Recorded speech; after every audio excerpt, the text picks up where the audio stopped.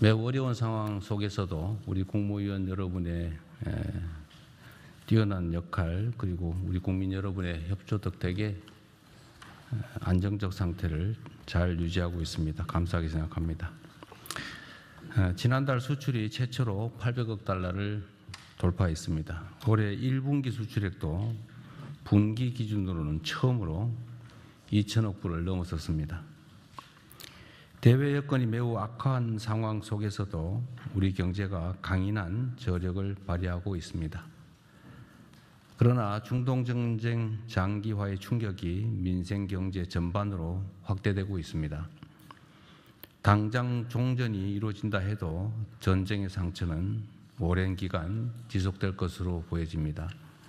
따라서 취약계층의 어려움을 세심하게 살피는 노력과 함께 대외 변수와 지정학적 리스크에 취약한 우리 경제 구조를 근본부터 새롭게 개편하는 경제산업 대전환에도 속도를 내야 되겠습니다. 특히 과거 오일 쇼크를 겪고도 여전히 특정 지역에 편중된 에너지 수급처를 다변화해 나가야 합니다. 그리고 화석연료 중심의 산업 체계를 과감하게 그리고 신속하게 전환해야 되겠습니다. IMF 외환위기를 IT 강국 도약의 계기로 삼았던 것처럼 이번 중동발 위기를 재생에너지 강국으로 나아가는 기회로 만들어야 되겠습니다. 관계부처는 에너지 수급 다변화와 재생에너지 중심의 에너지 대전환에도 속도를 내야 되겠습니다. 전쟁 추경 심사도 마찬가지입니다. 처리 기간을 줄이는 것만큼 중요한 것이 실제 집행입니다. 추경이 통과되는 즉시 최단 기간에 예산 집행이 효율적으로 이루어질 수 있도록 지금부터라도 사전 준비에 만전을 기해 주시기 바랍니다.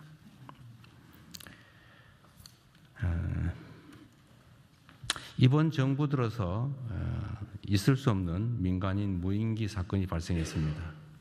그리고 거기에 국정원 직원과 현역 군인이 연루됐다는 사실이 수사 결과 확인됐습니다. 대한민국 헌법과 법률은 개인들의 사전행위, 사적으로 북측에 도발하는 행위를 금지하고 있습니다. 국가 전략상 필요에 따라서 그런 일이 생기는 것도 극도로 신중해야 되는데 개인적으로 이런 대북 도발 행위를 했다는 사실이 매우 안타깝습니다. 과연 누구에게 도움이 될 것인지 잘 생각해 봐야 되겠습니다. 이번 사건으로 누구보다 접경지역 주민 여러분들의 우려가 컸을 것입니다. 깊은 위로 말씀을 드립니다. 그리고 비록 우리 정부의 의도는 아니지만 일부의 무책임하고 무모한 행동으로 불필요한 군사적 긴장이 유발된 데 대해서 북측에 유감의 뜻을 표합니다. 관계부처는 유사 사례가 재발하지 않도록 즉각적인 제도 개선과 함께 당장 집행 가능한 조치를 신속하게 취해 주시기 바랍니다. 세계 각지의 분쟁으로 공동의 규칙과 호혜에 기반한 국제 질서가 크게 흔들리고 있습니다. 이런 시기일수록 한반도의 평화와 안정이 무엇보다 중요하고 또 이를 책임져야 할 주체는 바로 우리 자신들임을 명확하게 인지해야 되겠습니다.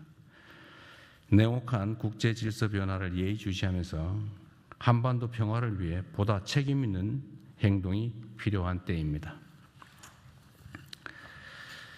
국회가 개헌안을 발의했습니다. 현행 헌법이 만들어진 지 40년 가까이 지나면서 변화된 사회상을 제대로 반영한 개헌 필요성에 모든 국민들이 공감하고 계십니다. 하지만 그간의 개헌 논의는 여러 정치적, 사회적 이견 때문에 계속 좌초되어 왔습니다. 현재 상황에서 모든 사안을 한꺼번에 해결하자는 것은 결국 같은 실패를 반복하자는 것과 다름없습니다. 그렇기 때문에 이미 국민적 공감대가 충분히 이루어진 구체적 사안들부터 부분적이고 단계적으로 개헌을 추진하는 것이 순리일 것입니다.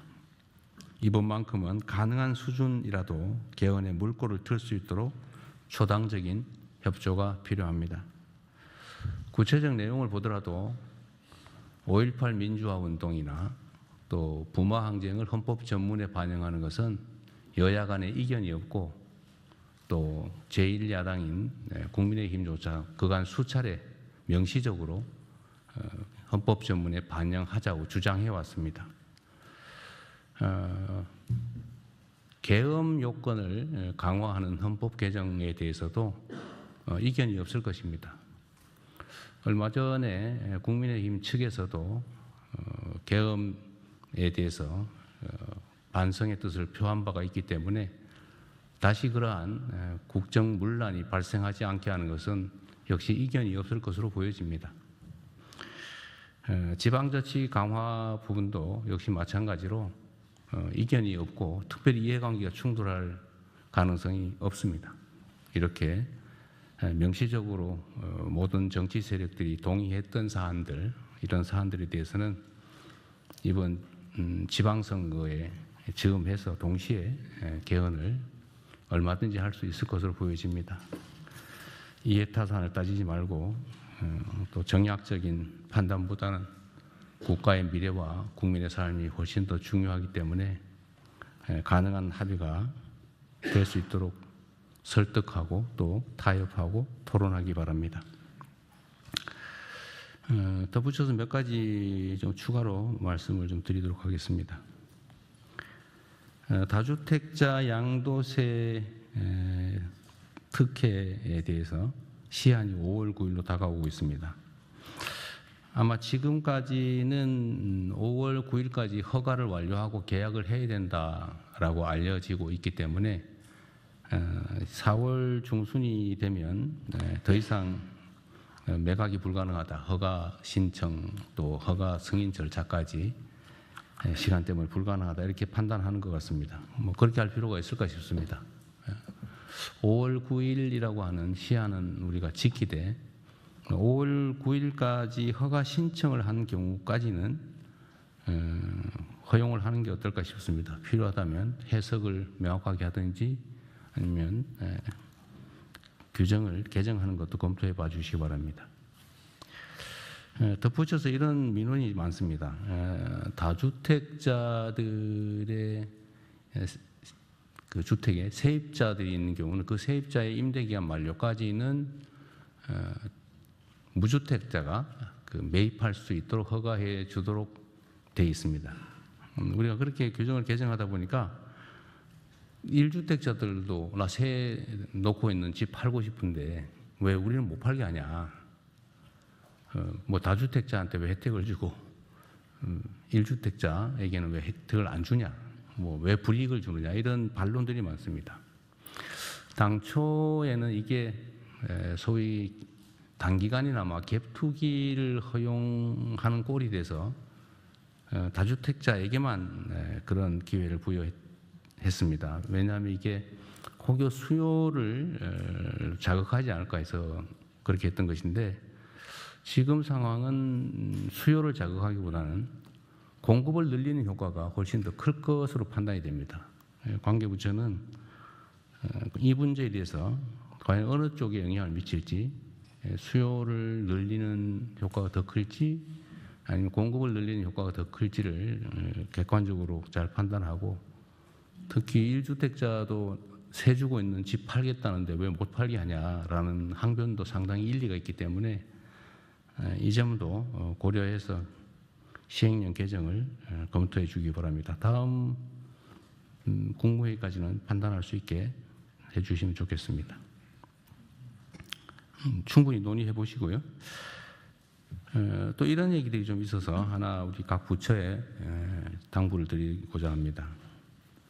각 부처 간에 이 협업해야 될 일이 많습니다. 이 소위 국정을 하다 보면 각 부처별로 이렇게 업무가 구분이 지어져 있죠. 그리고 약간의 기관 이기주의도 작동을 할 수 있습니다. 그런데 잘 생각해 보면 우리가 국정을 나의 이익을 위해서 하는 게 아니라 우리 국가와 국민을 위해서 맡은 일을 대신하는 것인데 그 칸막이 속에서 기득권을 주장하거나 뭐 우리 기관이 훨씬 어떤 게 더 유리하냐 이런 판단할 필요가 없습니다. 모두가 대통령이다, 국정을 다 책임지고 있다는 생각을 하시고 부처의 칸막이를 넘어서서 필요한 협의를 충분하게 해주시기 바랍니다. 근데 잘 안 된다고 해요. 관성 때문에 그럴 수 있죠. 그래서 혹시 각 기관 부처끼리 협의를 해보시고 이게 타당한 일인데 협조가 잘 안 된다, 또 대화가 잘 안 된다고 하시면 국무회의에 공개적으로 요청하셔도 되고 개별적으로 저한테 메시지를 주셔도 됩니다. 혹시라도 뭐 그렇게까지 하기 싫다고 해서 방치를 하거나 이러는 경우는 없기를 바랍니다. 그래서 부처 칸막이 문제를 해결하지 못해서 해야 될 일을 못하는 상황이 발생하지 않도록 유념해 주시기 바랍니다. 그건 있을 수 없는 일이죠. 그리고 또 하나 뭐 칭찬 말씀을 좀 드려야 될 것 같은데요. 제가 오늘 아침에도 보고 문서를 보니까 산불 발생 건수가 전년도 대비 또 10년 평균 대비 14.1%가 줄어들었다고 해요. 사실 작년 11월, 12월 뭐 이때까지만 해도 예년보다 산불 발생 건수가 엄청 많이 늘어나서 제가 대체 왜 산불이 이렇게 많이 나나 물어봤더니 무슨 강수량 문제도 있고 여러 가지 요인들이 있었다고 해요.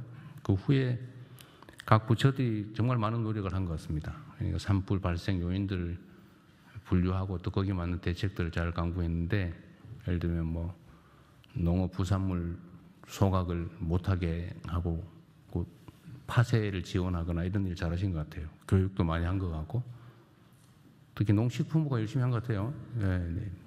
어쨌든 잘하셨습니다. 14%가 줄어든 거 정말 많이 줄어든 거죠. 그리고 요즘은 우리가 조기 진화 출동이나 또 초기 대응을 강력하게 하는 것 때문에 산불 진화 속도도 엄청 빨라졌어요. 그래서 나중에 통계를 또 한번 내보겠지만 하여튼 발생 자체가 줄어든 것은 행정부처 여러분들의 적극적인 노력 덕분입니다. 감사드리고요. 우리 비서실에서 하든지 누가 하든지 제일 기여가 큰 부서들은 좀 찾아가지고 포상을 좀 하도록 하시죠. 네, 준비하겠습니다. 네. 그리고 마지막으로 지금 이제 우리가 이 중동 사태 때문에 바쁘기는 한데 그래도 우리가 해야 될 일을 놓치면 안 됩니다. 대한민국의 부동산 투기공화국 탈피라고 하는 국가 과제는 결코 소홀히 할 수 없는 일입니다. 지금 각 부처에서 다양하게 뭐 금융위든 또는 국토부든 여러 농축식품부든 많이 노력들을 하고 계신데요. 준비를 잘하고 계시겠죠. 그러니까 예를 들면 세금 체제를 어떻게 만들 것이냐. 부동산은 필요해서 쓰기 위해서 보유하는 것이지 돈을 벌기 위해서 보유하는 게 아니다. 이게 투자 자산이 아니다라고 인식할 수 있게, 또 실제로 부동산을 실제 소유와 관계없이 가지고 있는 게 득이 될 수 없도록, 오히려 부담이 되도록 이렇게 세제를 정비하는 문제, 또는 남의 돈으로 부동산 투기를 위해서 돈을 빌려서 뭐 부동산을 구매하거나 이런 일이 발생하지 않도록 금융 제도를 철저하게 손보는 것, 또는 각종 규제를 정비하는 것, 그리고 우리가 지금 당연히 하고 있는 일이긴 하지만 부동산 특히 주택 공급 계획도 있는데 그게 차질 없이 좀 더 신속하게 제대로 집행될 수 있도록 하는 것에 좀 더 힘을 쏟아주시기 바랍니다. 하여튼 어떤 정책을 만들 때는 압력이 크면 클수록, 즉 기득권의 저항이 크면 클수록 물샐 틈이 없어야 됩니다.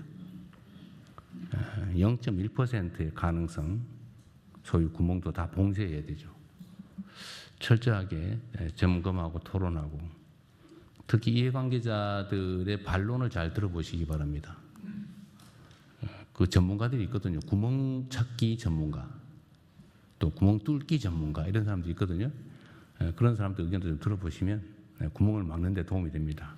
그래서 철저하고 완벽한 대책을 수립해서 열심히 일하는 사람들이, 또 열심히 노력하는 사람들이, 열심히 연구하는 사람들이, 열심히 공부하는 사람들이 돈을 벌고 성공할 수 있는 그런 사회를 꼭 만들어야 됩니다. 남들 열심히 일하는데 이거 뭐 적당하게 머리 써서 남의 돈으로 규제와 제도를 탈피해서 꼼수로 돈 벌고 이러면 누가 일하고 싶겠어요? 이 나라가 좀 제대로 가는 소위 비정상의 정상화의 가장 핵심적인 과제는 불로소득을 줄이는 겁니다. 그리고 저는 뭐 근본적으로 그런 생각이 들던데, 열심히 일해가지고 버는 돈에도 세금을 내잖아요. 소위 근로소득도 많으면 40 몇 퍼센트, 47.5%입니까?